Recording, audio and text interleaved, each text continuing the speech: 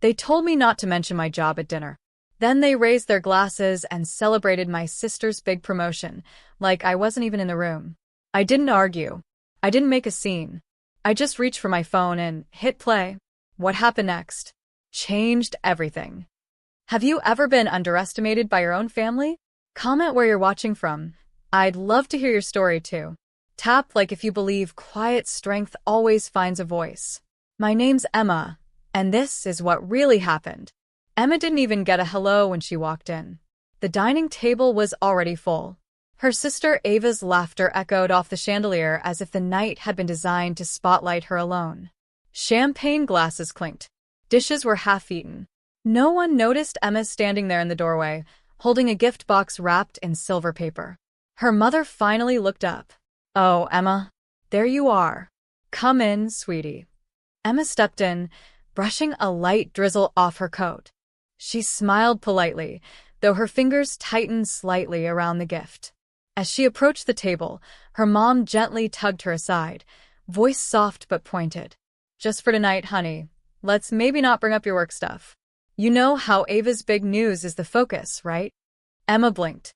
"Sure." Just one word. Simple, but it sat heavy on her chest. She took a seat on the far end, right next to the window. Alone. Ava, glowing in a sharp navy pantsuit, was already midway through a dramatic retelling of how she negotiated a new role at her firm. "They said I wasn't just an asset.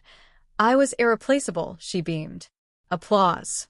Their dad lifted his wine glass. "That's our girl. Ava's always had that spark. Some people just take off in life, you know?" Emma sipped her water and swallowed hard. She had just landed a major consulting contract with an international tech brand, her second in 2 months.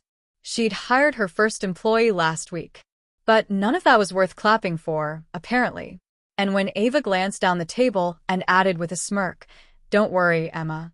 You'll get there someday," the silence in the room crackled. Emma didn't flinch. She reached into her bag, unlocked her phone, and quietly tapped a video file, one she'd saved but never meant to show here. She turned the screen toward her father first. It was a recorded live stream, an industry conference. On stage, Emma, Calm, poised. delivering the keynote speech in front of over 10,000 people. Behind her, the words "Lead Strategy Director, Award Winner" lit up the wall. Her father's hand froze mid-toast. Emma didn't say a word, but the room fell silent, and this time, it wasn't for Ava. No one spoke. Not Ava. Not their father. Not even the aunt who usually couldn't go 10 seconds without gossiping about someone else's child. The room that had been buzzing a minute ago was now frozen. All eyes flicked between Emma's phone screen and Emma herself, still calm, still silent, still sitting at the far end of the table like nothing had happened. The video kept playing. Her voice rang through the room, not the soft, polite tone they were used to, but commanding, confident, like she belonged there, like she had nothing to prove. "And if there's one thing I've learned," her voice said through the phone speaker, "it's that quiet work is still powerful. That you don't need to shout to make change. You just need to show up and lead." The audience in the video gave her a standing ovation. In the dining room, you could hear someone put their fork down. Emma gently tapped the screen, turning the video off. She set her phone on the table like it was just a coaster and calmly picked up her fork to resume eating. No smug smile. No gloating. Just presence. Her father cleared his throat, suddenly focused on rearranging the napkin in his lap. Her mother was still frozen halfway to lifting her wine glass. Ava looked rattled. For the first time that evening, her voice caught. "Oh, "I didn't realize you were doing all that." Emma smiled, kindly. "I know." Another silence. This one louder than applause. Her cousin Kate leaned forward suddenly, her tone half-whisper. "Wait, Emma, was that the Global Forward Summit?" Emma nodded. yes. "London. Was that 2 weeks ago?" Kate's eyes widened. "You didn't tell anyone you were flying to London to give a keynote?" Emma tilted her head slightly. "I was asked not to talk about work." And just like that, the air shifted. It wasn't vengeance. It wasn't cruelty. It was calm clarity, and somehow that stung even more. Not because it was meant to hurt, but because it held up a mirror. Ava pushed her wine glass away, suddenly more interested in her napkin than attention. The glow from earlier dimmed. Her father finally looked at Emma, and there was something unfamiliar in his eyes. Regret, maybe. Or awareness. Her mother attempted to recover. Well, of course we're proud of you too, Emma. You know that. Emma smiled gently. I didn't say you weren't. She stood, excused herself quietly from the table, and made her way to the patio for air. Outside, the night was quiet. Autumn leaves danced across the backyard tiles. String lights flickered above like stars pretending to belong to this family. Emma leaned on the railing and took a breath. Not of relief, not of triumph, just stillness. Behind her, the door opened. Kate stepped out, holding 2 mugs of tea. Chamomile, she said, offering one. Thought you might need a minute. Emma took the mug with a grateful nod. You know, Kate began slowly, I used to think you were just shy. Like, you didn't have much going on. You didn't post much. Didn't talk much. But that video. Emma smiled faintly. Turns out silence can say a lot. Kate sat beside her. I think you changed something tonight. Emma glanced through the window at her family, still sitting stiffly inside. Maybe. A pause. Then Kate added, I know Ava won't admit it, but you shook her. I think she's used to being the only one worth clapping for. Emma took a sip of tea, eyes softening. She's not my competition. That's what makes you stronger than her. Emma didn't respond. She didn't need to, because kindness wasn't weakness. And proving your worth didn't mean making others feel worthless. She hadn't come to tear anyone down. She had come to be present, to sit at the same table with equal respect. And sometimes, the most powerful thing you can do is simply not sit in silence anymore. The door creaked open again. This time, it wasn't Kate. Emma didn't turn around. But she knew that cautious rhythm of footsteps. Her mother. The same way she used to walk into Emma's childhood room when she was unsure whether to scold or apologize. I brought your coat, her mother said softly, draping it over the railing instead of Emma's shoulders. Emma looked up at the sky. It's not that cold. A pause. Then her mother added, No, it isn't. They stood in silence for a few moments. The kind of silence where things were no longer unsaid, but not yet spoken. Her mother shifted uncomfortably. I didn't mean for it to feel like we don't value what you do. Emma tilted her head. But you do value it when Ava does it. That's not fair, her mom shot back, but even she didn't sound convinced. Emma turned, slowly, to face her. Isn't it? Her mother opened her mouth, closed it, then sighed, leaning on the railing beside her. We never really understood what you do. Consulting? Strategy? You work from home, you travel, but we never saw the ladder you were climbing. Ava's job is easy to explain to people. Yours felt invisible. Emma nodded. So, you chose to celebrate the part you could understand. Her mother didn't argue. Emma's voice was steady. All those years you assumed silence meant failure. But it just meant I was busy building something you never asked about. There was a tremble in her mother's voice now. We wanted to be proud of you, Emma. We just didn't know how to show it. Emma's reply was soft. I wasn't asking for pride. I was asking for the same respect you give Ava, without thinking. The words hung between them. And then, quietly, fragile but honest, her mother said, I'm sorry. Emma didn't respond right away. But the tightness in her chest loosened. They stood there under the flickering patio lights. Not fixed, but finally honest. Inside the house, Ava had retreated to the guest room. She hadn't said a word since Emma showed the video. She just walked away, face unreadable. It was Kate again who nudged Emma. She's in there. If you want to talk. Emma didn't. Not really. But something inside her knew this wasn't about comfort. It was about closure. She knocked once, then pushed the door open. Ava was sitting cross-legged on the bed, scrolling her phone but clearly not seeing anything. She didn't look up. Came to gloat. Emma leaned against the doorframe. No.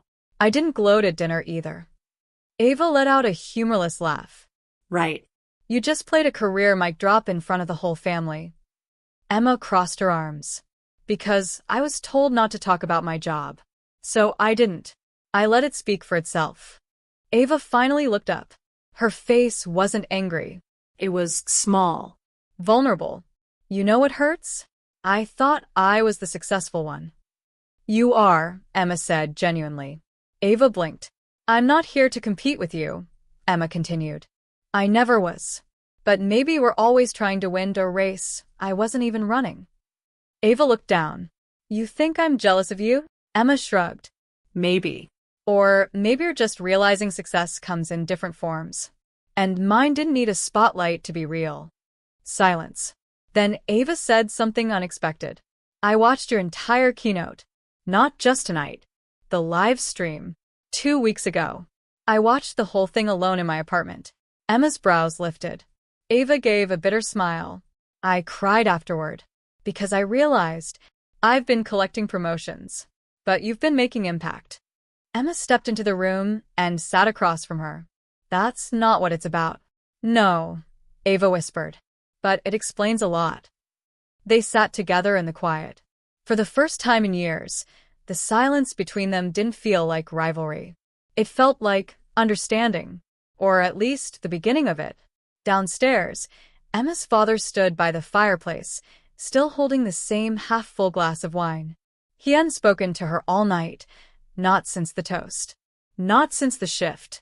But when she passed him later that evening, coat in hand, he looked up and simply said, I saw the whole thing, you know, the summit speech. Before tonight. Emma paused. I didn't tell anyone, he added. Didn't want to steal your thunder. Emma's voice was soft. You mean you didn't want to admit you were wrong? Her father chuckled. Yeah. Maybe. A beat. Then he said, You made me proud, kid. Emma nodded. Thanks. That's not why I did it. I know, he said. That's why it mattered. She stepped into the night with her head held high. Not triumphant. Not angry. Just whole. Because sometimes the loudest victories don't come with applause. They come when you no longer need anyone to clap. The night after the dinner, Emma didn't post about it. She didn't tell anyone outside her family. She didn't text Kate. She didn't call a friend. She sat alone in her apartment, legs tucked beneath her on the couch, sipping cold green tea and staring out the window at a city full of lives no one ever fully understands. She hadn't done it for the drama. Or for revenge. She did it because she was tired of being erased. And the strangest part? Now that it was out in the open, she felt lighter. The next morning, her phone buzzed. Dad. You were right to show them. I see that now. Mom. Dinner was hard. But important. Love you. She read both texts and felt the ache of years slowly dissolving, not all at once, but like fog warming under sun. Then came a third message. Unexpected. Ava. If I wanted to learn what you do, like really learn, would you help me? Emma stared at the screen. Not because she didn't believe the words, but because of what they meant. For the first time, Ava wasn't competing. She was curious. And curiosity was the first sign of growth. Emma replied. Sure. Come by Sunday. I'll show you my world. That Sunday, Ava showed up at Emma's small but modern studio with 2 coffees and a notebook. She wore jeans instead of a suit and didn't talk once about work gossip or stock options. Emma sat her down and walked her through her process, how she consults with startups, how she guides rebrands, how she rewrites investor decks that once made no sense into narratives that secure millions. Ava listened. For hours. And at one point, she even whispered, I wish I could build something of my own the way you have. Emma didn't offer advice. She just said, You still can. Because that was the difference. Emma had stopped waiting for permission. Ava was only just beginning. That week, something unexpected happened. Emma received a package. No name. No note. Inside, a plaque. Emma Price, Strategic Visionary of the Year. The envelope tucked behind it bore a logo from the event in London. She hadn't even known she'd been nominated, let alone won. Someone had submitted her, quietly. She smiled. Just once. Because this time, the The spotlight found her on its own. And she didn't need to prove anything to anyone anymore. A few days later, Kate invited Emma out for brunch. "You broke something open at dinner," Kate said, "over coffee and Belgian waffles." Emma raised an eyebrow. "Everyone started talking about it after you left," Kate continued. "Uncle Rob admitted he's never asked his own daughter what her dreams are. Grandma said she always felt like you reminded her of her younger self. Ava hasn't posted on LinkedIn in 5 days." Emma chuckled. "Point is," Kate leaned closer, "you didn't just make your voice heard. You gave a lot of people permission to rethink the way they listen." Emma paused. That meant more than any trophy. Later that month, the family group chat was unusually active. Aunt Mira sent a photo of Emma's keynote on her TV screen. Uncle Rob asked if Emma could help review his son's college resume. Ava sent a selfie with Emma at her apartment. "Business sisters now." Emma responded with a simple, "always." And then, days later, she got one more surprise. A voice message from her father. "Emma, I know I wasn't always fair to you, and I'm sorry for all the times I saw your silence as weakness. You're the strongest person I know. I may have raised you, but you're teaching me. Thank you." Emma didn't cry. She just pressed the phone to her heart and closed her eyes.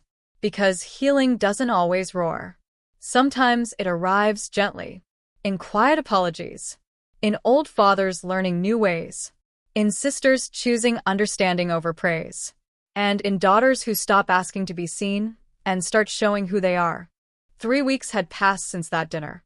Emma's life hadn't changed in a flashy, movie scene kind of way, but something had shifted, quietly, deeply, and permanently. Conversations felt different. Her phone didn't just ring when someone needed help. Family members reached out to ask how she was. Not what she could offer, or fix, or explain, but how she was feeling. She didn't have to push her voice into the room anymore. It was invited. Emma was on a rooftop cafe one crisp afternoon, finalizing edits to a pitch deck when she saw him. At first, she didn't even recognize the man standing at the coffee bar. But something about the tilt of his head, the way he leaned on one leg, the hint of a nervous fidget with his watch strap. It clicked. Noah Sullivan. They hadn't spoken in 5 years. Not since their time at that startup that collapsed spectacularly. Emma had been laid off with little warning. Noah had left 2 months earlier, frustrated by poor leadership. They'd shared one coffee and 2 silent crushes, but never a moment after. And now, here he was, 5 years later, wearing the same thoughtful expression. He looked up. Their eyes met. And he smiled. They sat together like time hadn't folded in between them. "You really built something," Noah said after she told him what she did now. Emma laughed. "You Googled me, didn't you?" "Of course," he grinned. "Right after I saw you on stage. That summit clip went viral in my circle." Emma raised an eyebrow. "You watched that?" "Twice," he admitted. "Okay, maybe 3 times." There was something disarming about him. Something she'd forgotten. He didn't speak to impress. He spoke to understand. "Funny," she said. "I used to think no one ever really saw me." "I did," Noah said quietly. "Back then. I just didn't think I had the right to say it." She stared at him for a long moment. The city buzzed below them. A breeze swept through the cafe. Something inside her softened. "Want to see what I'm working on now?" she asked. He nodded. They leaned in shoulder to shoulder, over her laptop. And for the first time in forever, she didn't feel the need to prove herself. She was just herself. And that was enough. Later that week, Emma spoke at a local college as a guest mentor. A young woman asked her, "How do you get people to listen when they already think they know who you are?" Emma thought about that dinner. The smirks, the applause for someone else, the silence when she showed them who she truly was. And she smiled. "You don't force them," she answered. "You keep becoming. Eventually, they'll either see you, or they'll see you leaving." The girl scribbled it down like it was gold.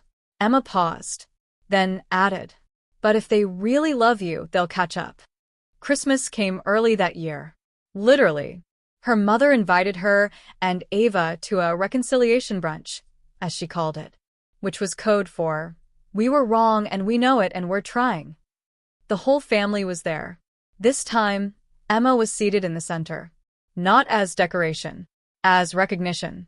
Ava gave her a framed photo of the two of them from that Sunday when she'd come to Emma's apartment to learn. The caption? Not competing. Just learning. Emma didn't cry, but her eyes stayed glassy for hours. That evening, Noah texted her.